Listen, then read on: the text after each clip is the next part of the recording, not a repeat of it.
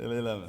Geride kalan futbol ilini 34 xalla 9-cu sırada tamamlayan İmişli 2026-27-ci illər mövsümünə yeniliklə qədəm qoyur. Aran təmsilçisi yeni loqo və rənglərini ictimaiyyətə nümayiş etdirib. Bununla bağlı Holiday Inn Baku otelində təqdimat mərasimi keçirilib. Klubun icraçı direktoru Akşin Mürsəlov yeni loqoda əks olunmuş atributların mənasını media nümayəndələrinə izah edib. Loqodakı pələng güc və iradə, qalxan müdafiə və birlik anlamına gəlir. Göy rəng ara çay və dərinlik, qızılı rəng isə məhsuldarlıq, dəyər deməkdir. Ardınca tədbirdə iştirak edən Peşəkar Futbol Liqasının texniki idman direktoru Elgiz Abbasov və Futbolun İnkişaf Fondunun icraçı direktoru Tural Piriyev çıxış ediblər. İmişli klubunun icraçı direktoru Akşin Mürsəlov yeni mövsümdə qarşıya qoyulan hədəflər barəsində CBC Sporta danışıb. Keçənki komandamızın demək olar ki, əsas heyətini saxlamışıq, həm legioner baxımından.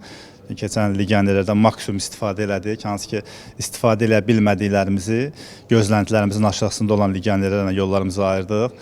Və bu il daha çox yerli, təcrübəli futbolçulara üstünlük vermişik və eyni zamanda da gənc, həm 21-in bildirdiyiniz kimi 21-in futbolçularını cəlb eləmişik. Eyni zamanda daha aşağı yaş qrupunda olan futbolçuları maraqlanırıq, onlarla danışıqlarımız gedir. Aran təmsilçisinin Eltaya yüksəlməsində pay sahiblərindən biri olan və yenidən baş məşqçi postuna gətirilən Fərid Namazov çempionatdakı rəqabətə baxmayaraq yuxarı mövqeləri hədəflədiklərini bildirib. Futbol günbəgün inkişaf edir və biz də nələrəsə əlavə eləməliyik. Çünki dediyimiz kimi rəqiblər də həqiqətən Avropa səviyyəli rəqiblər var liqamızda və fikirləşirəm ki, onlarla mübarizə aparmaq üçün biz də özümüzü inkişaf etdirməliyik və hədəfimiz əlbəttə istər mənim tərəfdən, istər klub tərəfdən hər il daha üst pillələrə getmək və daha da inkişaf etməkdir. Yeniliklərdən biri də odur ki, İmişli 2026-27-ci illər mövsümündə ev oyunlarını Yevlax şəhər stadionunda keçirməyi planlaşdırır.